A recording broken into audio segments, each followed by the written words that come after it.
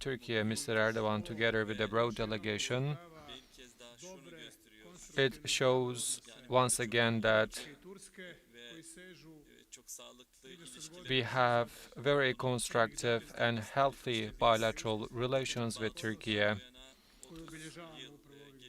30 years have passed from our independence, and these days we will be marking the 30th year anniversary of our independence.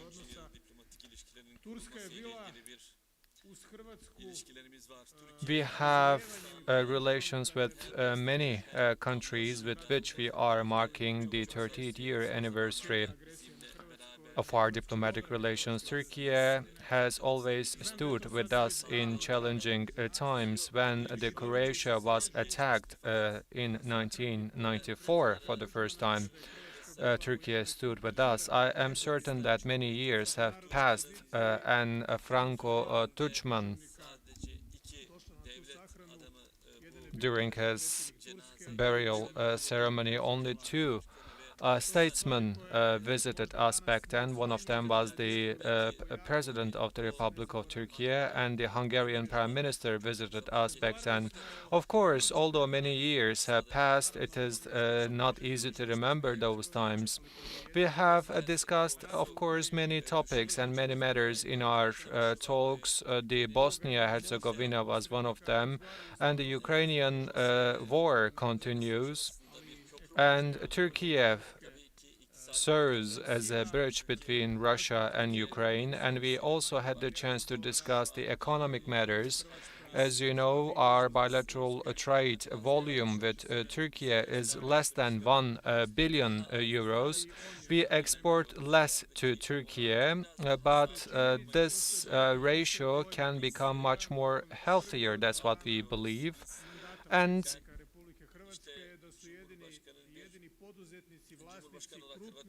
as the president of the Croatia, what I have observed throughout those years is that many Turkish businessmen came here and invest in Croatia. Many bank owners and business owners from Turkey came here, and we also have to provide them the necessary opportunities to make use of. As a European Union member and NATO ally,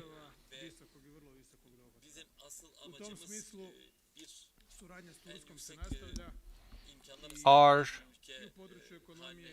target is to make Croatia one of the most advanced countries.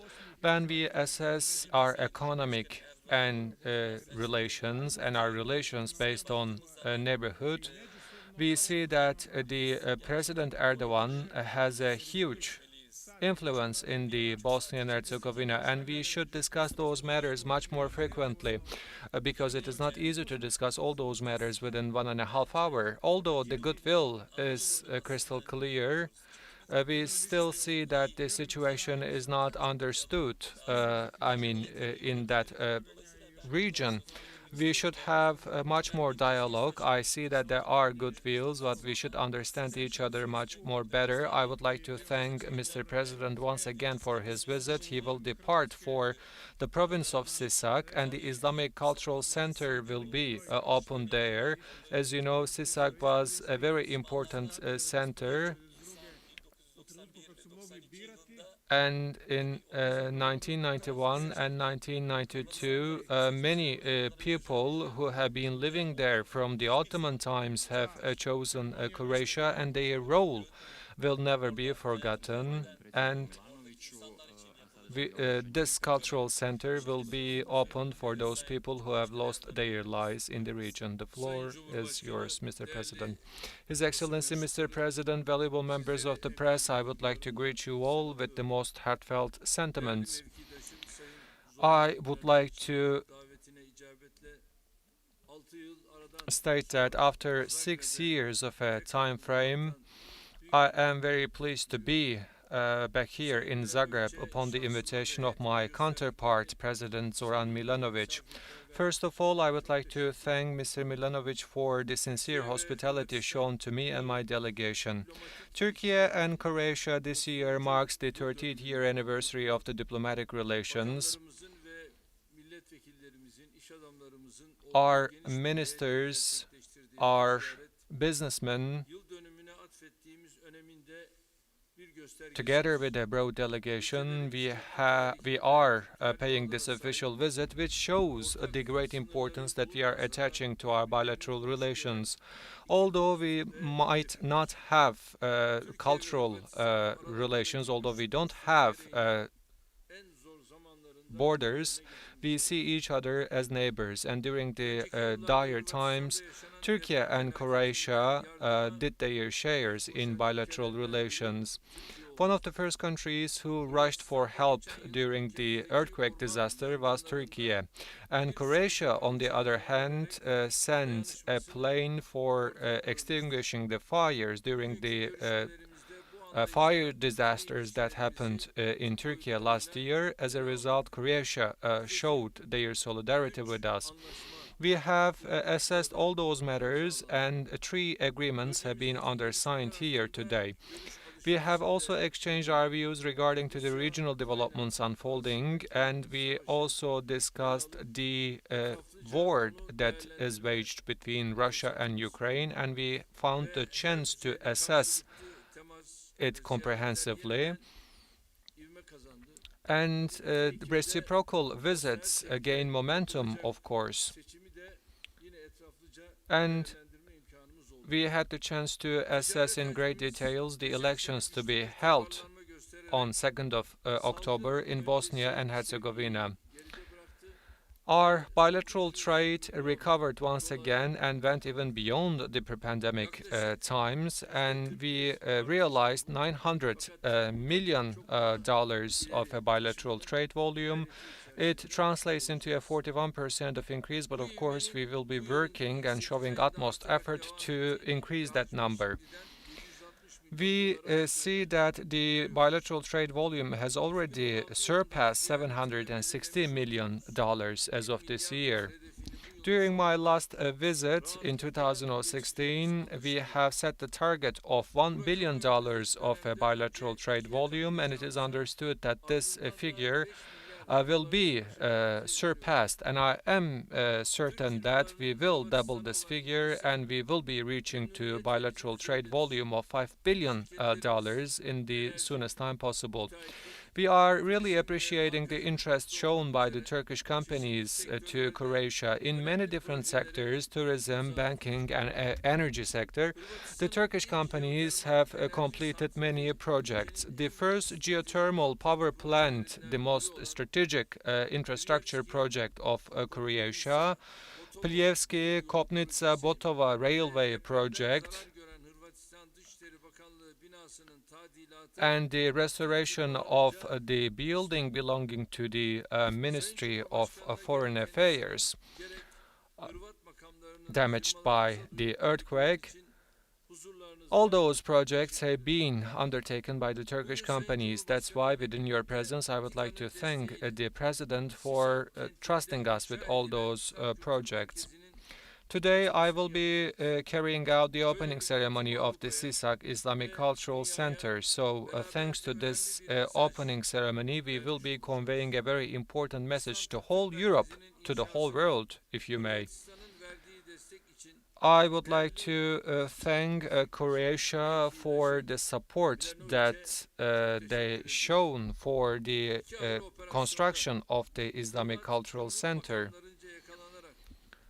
In 2 different operations, the historical masterpieces have been captured by the Croatian authorities, and those historical masterpieces have been returned back to Turkey, which shows our cooperation in that field.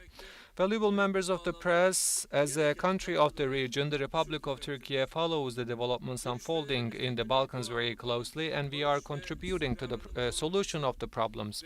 During our talks, we have also assessed the possible steps to be taken in order to reinforce peace and stability in the Balkans. We once again reaffirmed our support to the sovereignty, territorial integrity, and the European integration of Bosnia and Herzegovina. And we have also assessed the possible steps that we can take together with the Croatia. After the elections, we also discussed what kind of support that we can extend to the Bosnia and Herzegovina was among the topics that we discussed together. As I conclude my remarks, once again, I would like to thank Mr. President for the kind hospitality shown to me, my wife, and my delegation.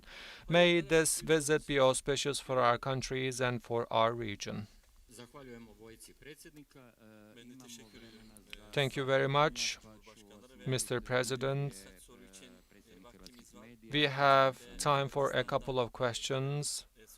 First of all, we will take the questions from the Croatian side. I have questions for both presidents.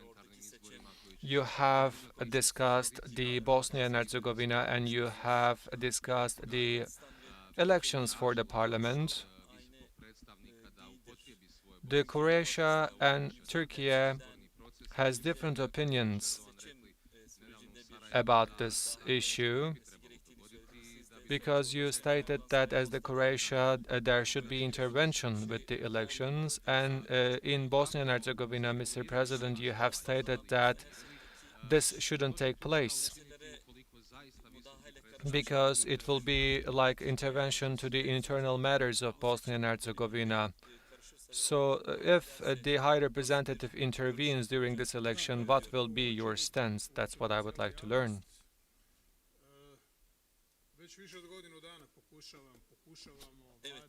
Yes, I am certain that there are certain injustices,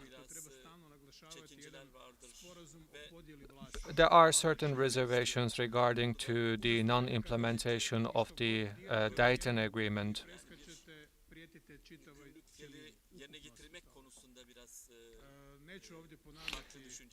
We have our differences in terms of fulfilling our responsibilities. I will not be repeating the same things again and again, because what we say, as always, Croatians, the Croats are one of the three founding nations, and the problems there can be resolved between those founding nations, and this is not the case in Bosnia and Herzegovina. When we take a look to the role to be played by the High Representatives, I have a different opinion.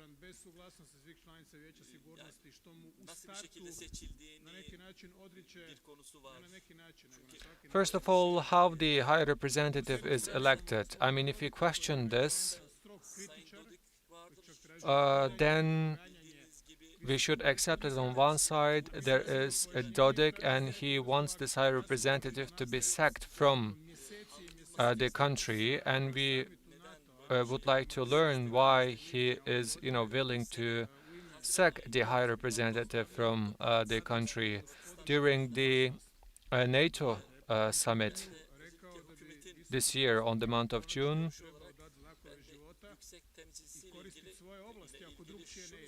what I have said as the representative of Croatia was that as long as he lives, he will use his authority.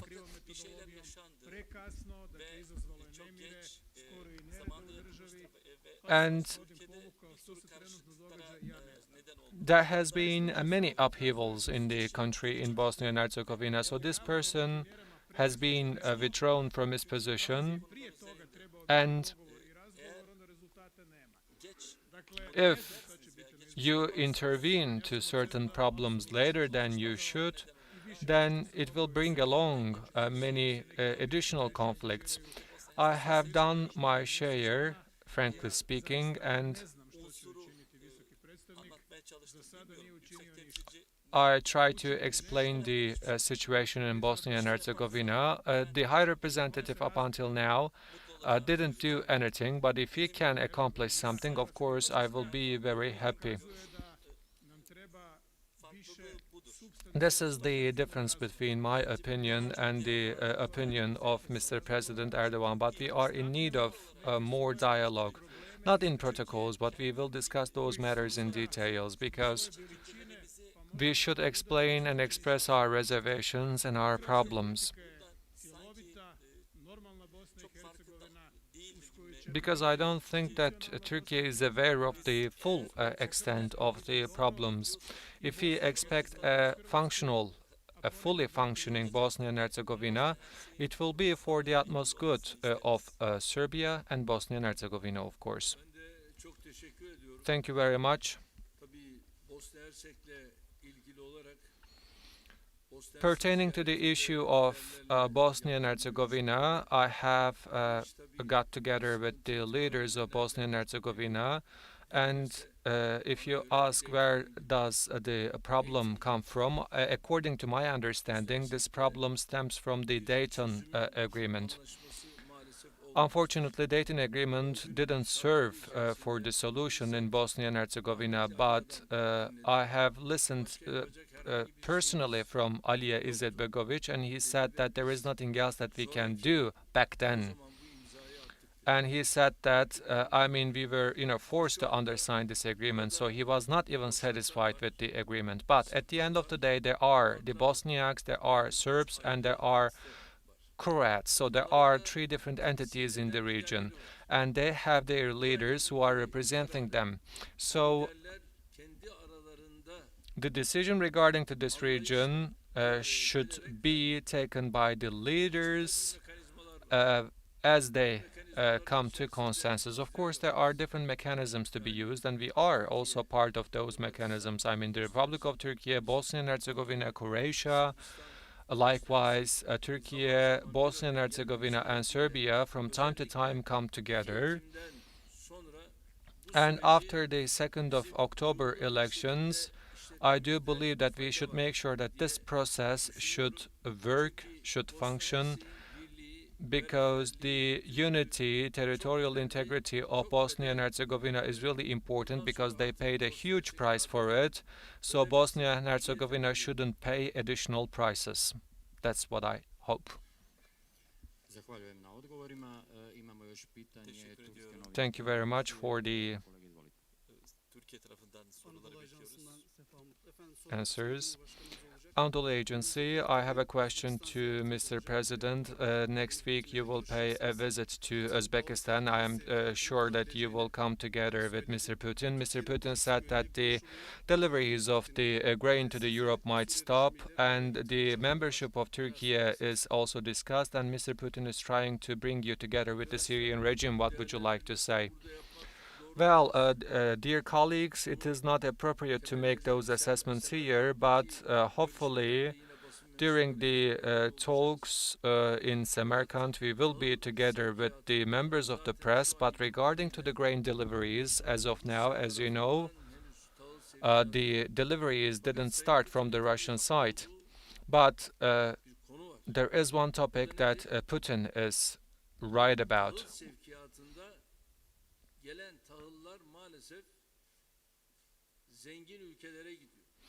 The grains go to well-off countries, so the grain does not go to the poor countries. So the main aim of those grain deliveries was to provide those grains to the poor countries. Well, on one side, as those sanctions go on against Russia, You cannot, of course, expect that the grain to be delivered to those countries who are sanctioning against Russia.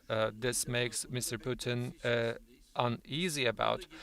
We, of course, expect the deliveries to come from Russia, but there is a delay, and in order to tackle this problem, we will discuss those matters in great detail with Mr. Putin. We will discuss all those matters in Samarkand, and what we hope is that the deliveries to be initiated from the Russian side.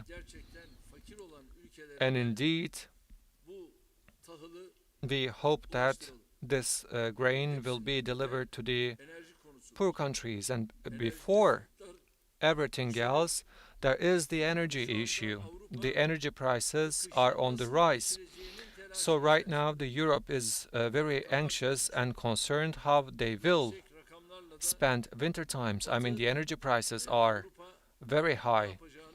So the Europe is trying to figure out what they will do with such high energy prices. Hopefully, this calamity will be prevented with the necessary steps to be taken.